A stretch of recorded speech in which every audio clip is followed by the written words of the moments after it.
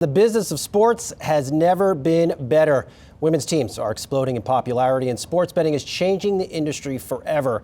That, alongside sports teams fetching ever higher valuations for private investors. I want to know what the next big thing is that can shake up sports, and for that I will be speaking to Ted Leonsis, a tech media industry veteran who has built a sports empire in Washington, D.C. His monumental sports and entertainment includes the NHL's Washington Capitals, NBA's Washington Wizards, and the WNBA's Washington Mystics, plus the Capital One Arena and Monumental Sports Network. Ted's a busy guy. The whole company is reportedly valued at over $7.8 billion. Ted joins me right now at Invest. Ted, so great to see you. Thank you for doing this again. Talk to us a little bit about the strategy behind Monumental and where you are at in that strategy. Well, it's so great to be here, and wow, what a lineup of speakers you have, most in the tech business. And essentially, I've always looked at our business as being first AI proof. I think that that's an important thing to mention about sports, that we are embracing all of the technologies, but that you won't be able to replace the feeling of going to a game with simulations and AI. There's something about convening, and we bring 3 million people, 3 million fans into our arena every year to watch the Caps and the Wizards and Georgetown basketball and the WNBA Washington Mystics. Basically, I think we're building a SaaS-like business. Basically, we bring in a big audience. We own our IP with the teams, and then we distribute our IP on our own owned and managed networks, the Monumental Sports Network. When you look at the leagues, we are a global and digital-first enterprise. We happen to be situated in a very big, important market in Washington, D.C. that goes from Richmond, Virginia, all the way to Delaware. It's a 10 million household market. And we think we can build a most important business in Washington, D.C., Greater Washington, by combining the technology, the outreach from the media side of our business. And at the end of the day, we're about winning sports teams and uplifting our community. And I think that's why these teams are valued so highly. Ted, you're literally right in D.C. And of course, we're having to invest the day after it was signed that the government shutdown, the record-setting government shutdown, is over. Have you seen an impact from the shutdown in your business? And I'll follow here if I can. Are you tired of these shutdowns? I mean, as an owner of sports teams, you need people in the seats. You need them feeling confident about their finances. I mean, enough is enough already here, no? Well, we're a big part of the community, and we reached out to many of the government workers and said, come to a game on us. Here's some certificates to be able to dine. We gave $100,000 last week to one of the local food banks. We have empathy and for the community.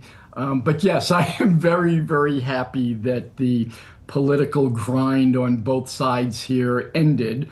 As we've said, and we've reached out to each White House as it comes in, we're not red or blue, we're red, white, and blue, and we're here in service. We understand the central role that we play as owning an arena, touching 3 million people physically every year, because we were tabbed to help host the inaugural.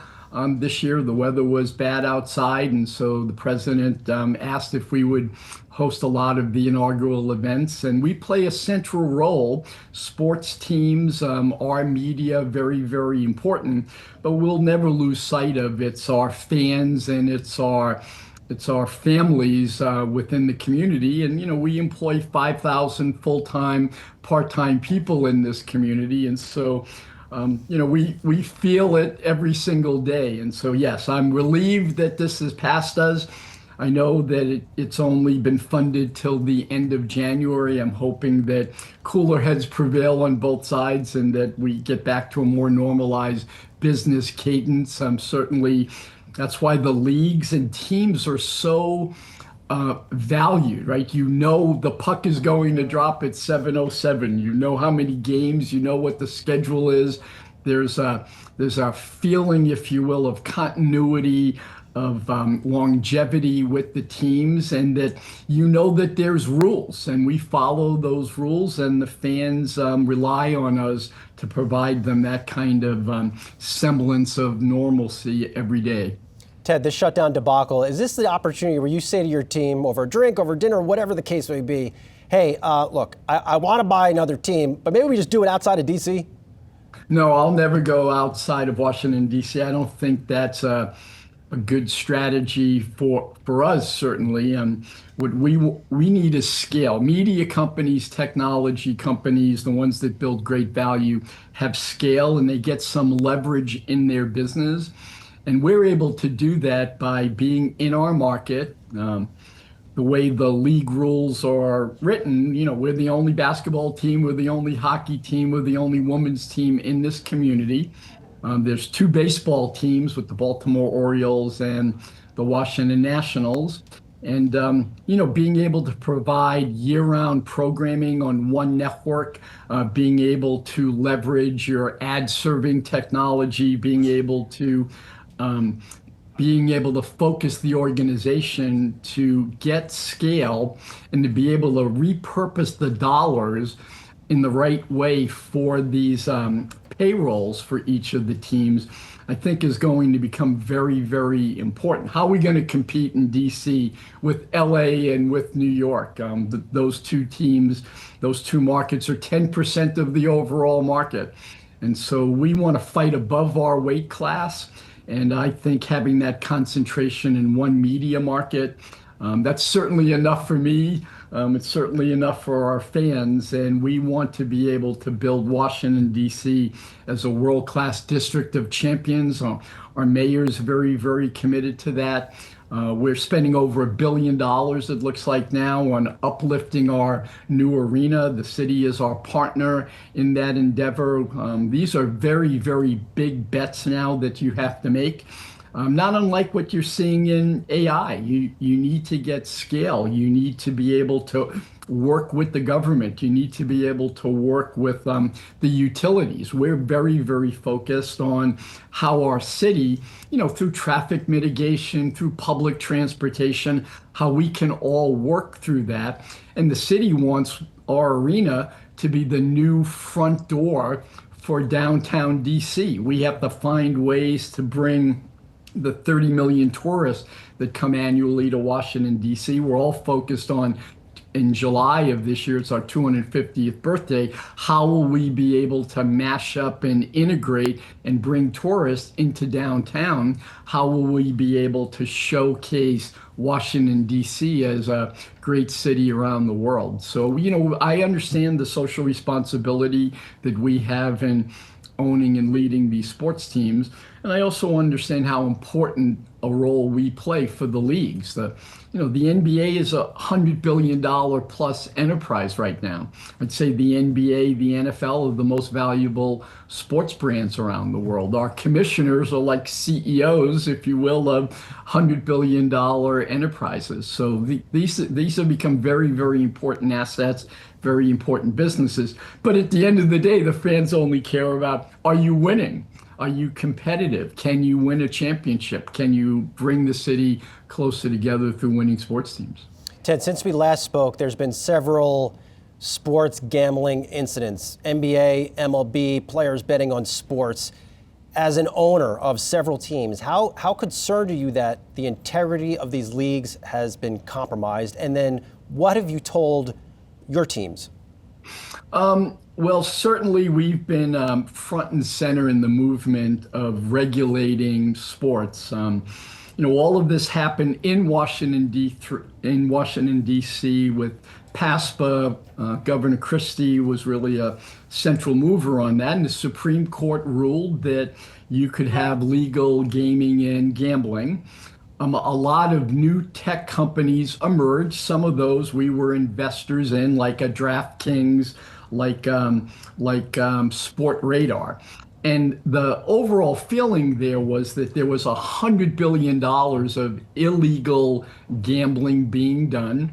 And if you could bring that gaming into the sunshine and you could regulate it and you could tax it and you could take care of people who were having issues with, if they had a gambling addiction, that it would make this look and feel kind of like Wall Street, right? Where you have an SEC and everything is regulated, and the technology really is a way to be able to find when there's flaws in the system. That's what I think just happened. I think that the leagues were able to self-report and able to look at anomalies in gaming and gambling, and that the system worked.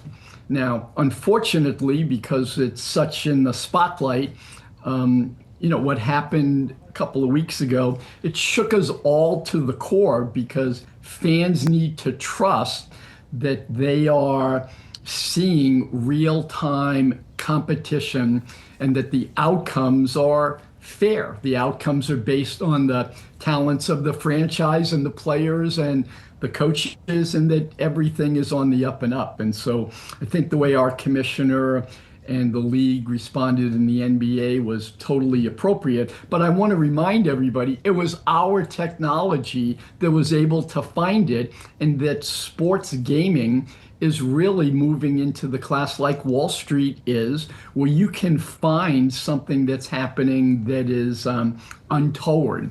Another part there with the gaming issues in the NBA had nothing really to do with us, and that was the poker games that were being played. Unfortunately, a couple of our former players and a coach had some kind of involvement there, but it had nothing to do with the actual game itself. So we take this very, very seriously. But this march towards AI, this march towards much stronger analytics, I think has proven to be a great prophylactic in the future. And certainly the players have to be warned that this is unacceptable, and you'll get banned for a lifetime. One of our players who got caught a year ago, he's banned for life. And the dollars that are getting paid to the players is so dramatic. I think that should be a fair warning to everyone to play within the rules. Ted, as an owner, do you have to put in new protocols for players? Like, is there a way to spot this before, at the start of it potentially even happening? Yes, we do that. Every season before the season starts, we have training. We explain to the players, there's signage everywhere. And it's not just for the players, it's for everyone in the organization, especially about insider information, not unlike what every company has to do that's going public or about to IPO. You have to treat that information and knowledge as sacrosanct to the integrity of the game. And we cannot ever lose trust. If you lose trust, the fans can't love you. And so when a thing like this happens, and it happens every day, basically on Wall Street, right? It's just not publicized in this way. And I think over time, that's how it'll be in sports, that, you get caught, bang, you're out. And, the players, I think, will really, really understand. Now, the leagues are smart. And, I think what baseball just did with the prop betting around pitching and changing it and going to the partners and saying, we don't want this kind of prop betting to be acceptable anymore. We'll iterate all of the time. We're in partnership. These gaming companies have become one of the largest advertisers in the media landscape, and they're working with the NFL and the NBA and the major media networks. They're working with the RSNs. And so we're in it together, and no one wants to do anything that strikes at the integrity of the game, because viewership would go down. Fans would stop coming to games. And so we're all in this together to uplift and have the best competition, the best state of play, and to find ways through technology for the fans to have these rooting interests. Certainly, the level of engagement and viewership is increasing, and a big part of that is because fans, especially younger fans, can use technology and some of these gaming technologies through fantasy gaming and through legal sports betting to enhance their fandom. Ted, lastly, I didn't get to ask you this last time we talked on my podcast, but I figured since I have you now, why not?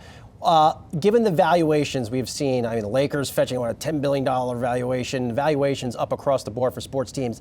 Is your end game an IPO and an IPO within the next 24 months? It's not an end game, but I am operating our company and I think some other, if you will, central companies like us as if we're a pre-IPO company.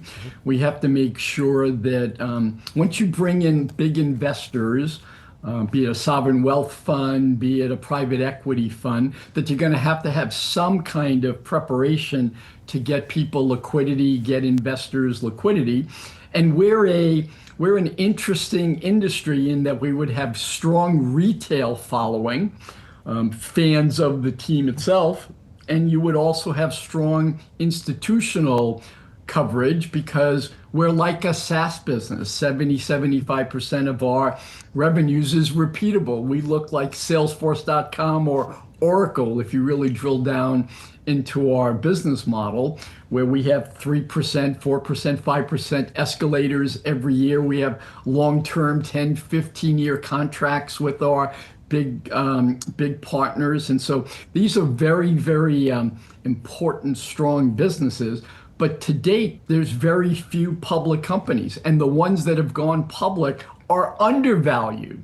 And so we have to right size and retrain Wall Street and retrain who's going to cover us because like the Knicks and the Rangers and MSG are a public company. It's built into 4 separate companies. It's way undervalued. Same with John Malone's Liberty Media. It's a confusing tracking stocks and the like. And I think over time we'll have some pure play sports tech companies like ours that are understood and valued appropriately. And they'll be valued on their top line growth, on their cash flow, on their EBITDA, but we will look like a Salesforce.com or a Oracle. And when we get those kinds of multiples, yes, I would be interested in taking the company public for the benefit of our partners, our fans, and give everyone the opportunity to share in the value creation that sports and technology are driving. One of the most passionate owners in the game, Ted Leonsis, thank you for always making time for Yahoo Finance and me. I really appreciate it. Thank you. Thank you so much. Good to see you again. Thank you.